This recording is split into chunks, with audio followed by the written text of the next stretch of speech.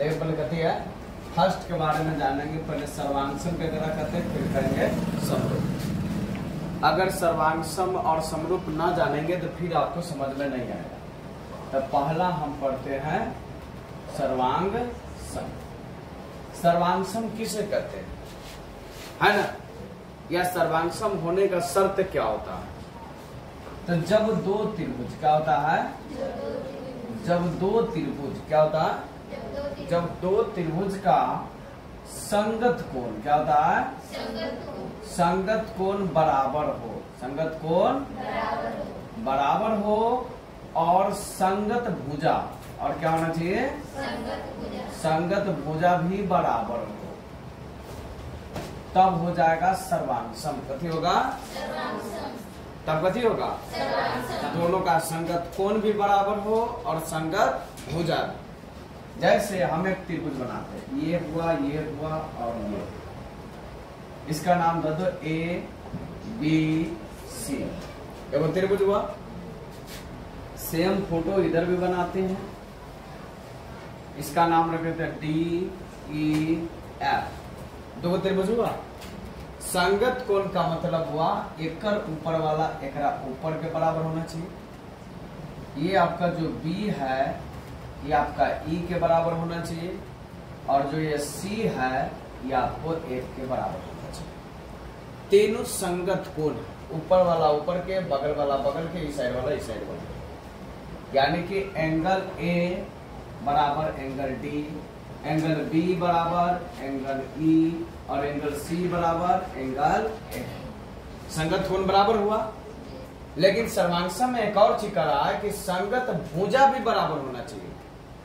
ये साइड वाला एकरा बराबर हो, ये साइड वाला इसके बराबर हो और ये साइड वाला इसके बराबर हो, यानी AB जो है DE के बराबर होगा, AB बराबर DE, आया BC बराबर EF, BC बराबर EF और AC बराबर DF।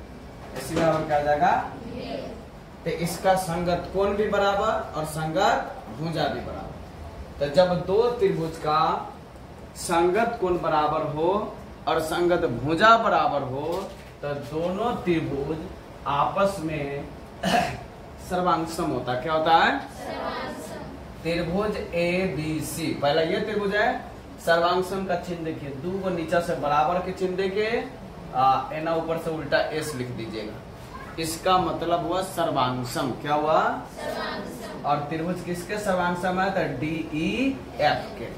त्रिभुज ABC त्रिभुज DF के कथी है, सर्वांगसम है। सर्वांगसम जहिना कहेगा तो एक बात याद रखिएगा, ये दोनों शर्त, ये इसका शर्त है। क्या है, शर्त। जैसे कहेगा सर्वांगसम होने का दो शर्त बताइए, तो एक शर्त हुआ संगत कोण बराबर होना चाहिए, और दूसरा शर्त हुआ कि इसका संगत भुजा भी बराबर होना चाहिए। अगला अब हम जानेंगे किसके बारे में, समरूप के बारे में। किसके बारे में है, समरूप क्या है, यह भी कोई उससे दूर नहीं है।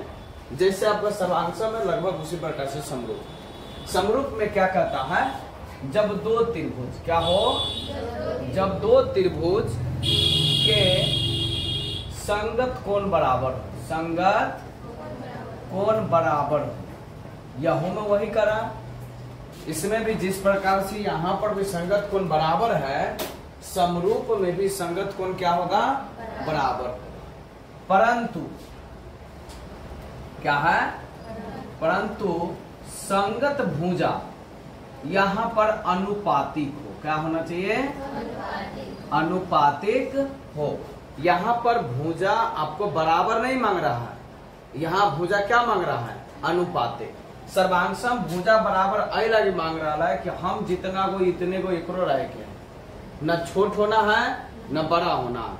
समरूप कहता है कि तू छोट हो बड़का हो, इस हमरा कोई मतलब नहीं, खाली हमरा आकार में रहो। जैसे एगो त्रिभुज हुआ ऐती गो, एगो हो जाएगा इतने को, तो क्या कोई त्रिभुज ये नहीं कहलाएगा, ये भी त्रिभुज है और ये भी त्रिभुज है। तो समरूप की कह रहा है कि समरूप का कहने का मतलब यह है कि तू कहनो रहे वैसे हमरा कोई मतलब नहीं है, हम भी त्रिभुज है तुम भी त्रिभुज हो, चाहे बड़ा हो या छोटा हो। लेकिन सर्वांशम कहता कि ना दोनों हम बराबर होंगे तब है, न तो हम नहीं।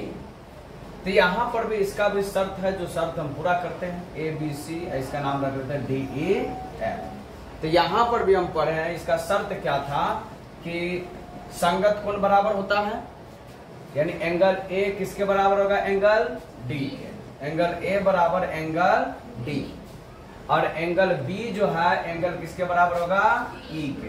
बी बराबर एंगल ई, और एंगल जो सी है वह किसके बराबर होगा, एंगल एफ के बराबर होगा। तो इसका तो संगत कोण बराबर हो गया।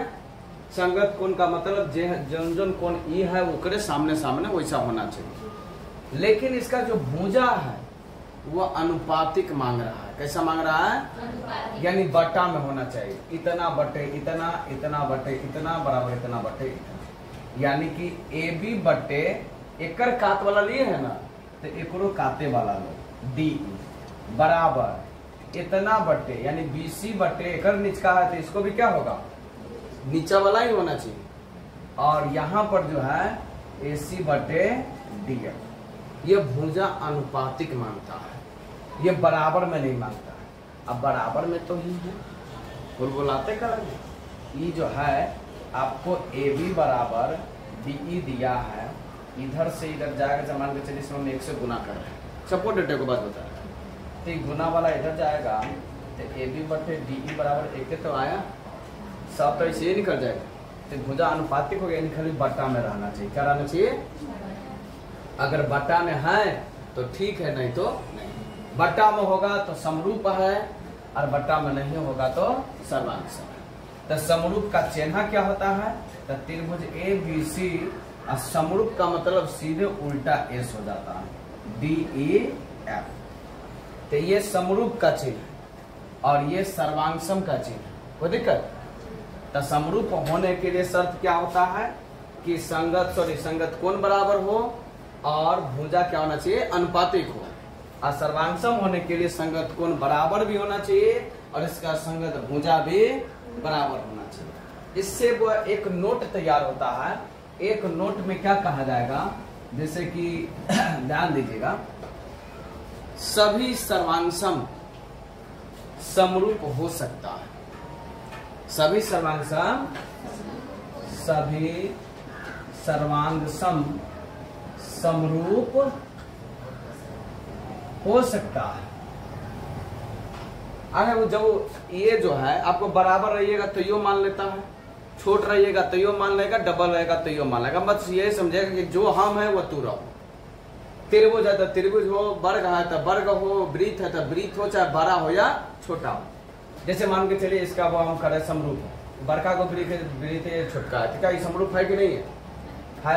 बड़का को वर्ग बनाइएगा, छोटका को वर्ग बनाइएगा, ये समरूप है कि नहीं है? लेकिन ये नहीं मानेगा, एक का हम बराबर चाहिए। तो कहता है सभी सर्वांशम समरूप हो सकता है, लेकिन सभी समरूप